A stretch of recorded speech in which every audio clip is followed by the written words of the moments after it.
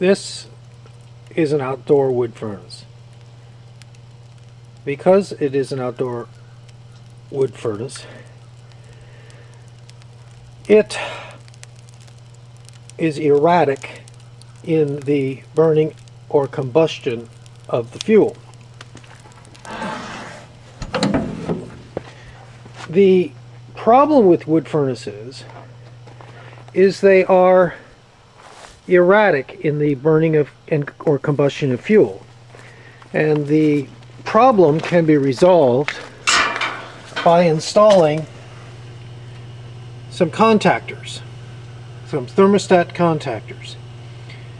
Some wood furnaces use a very crude system for driving the blower. This crude system results in very little control over the temperature of the water. So what happens is the water is pumped into the building it's supposed to heat, and there's not much control over that. So sometimes these furnace manufacturers recommend 24/7 pumping of water, but this is really very foolish. The whole reason why you use a wood furnace is to save money.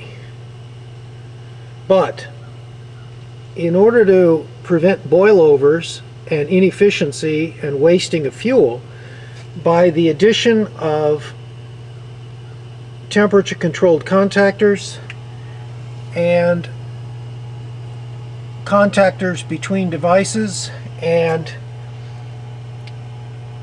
the flue fan control, you can turn a wood furnace into a useful device. The pump override is important.